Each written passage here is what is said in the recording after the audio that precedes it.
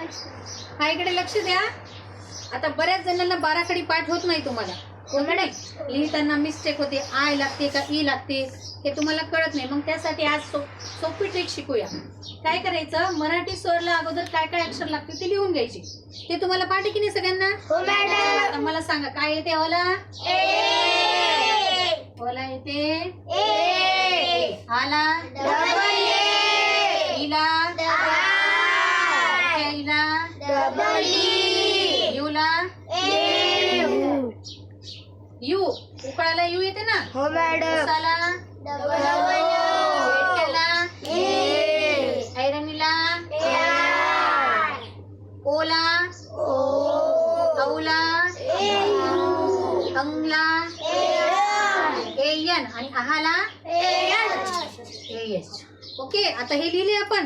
आता तुम्हाला काय करायचंय, हे एवढं पाठ करायचंय फक्त।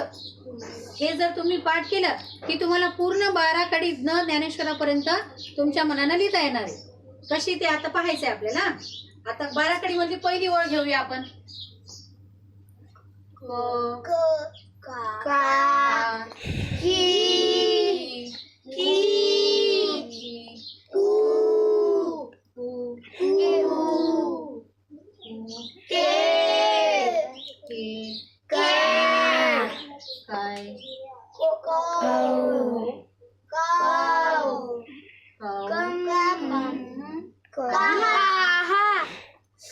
ओके, बाराखडी झाली आपली। ही 12 अंक झाली की नाही? 12 अक्षर। आता काय करायचंय तुम्हाला, हे तुम्ही पाठ केलेलं असेल तर हे सेम इथे लिहून टाकायचं। आता क ला काय येते? के। आणि तुम्ही पाठ केलेल्या वरचं काय घ्यायचं इथे? ते घ्यायचं। आता लिहा बाराखडी, सांगा आता काय येते? ए ए विलांटीला दुसऱ्या विलांटीला व्हेरी गुड। उकाराला दुसऱ्या उकाराला मात्राला दोन मात्राला के ए आय ए आहे ना? ए आय, मग के लिहून ए आय लिहायचा। कोला काऊ कंग कहा। आली बाराखडी? अशी एक ओळ झाली बाराखडीची। मग आता सेम याच्या खाली ख येणार, ग येणार, घ येणार।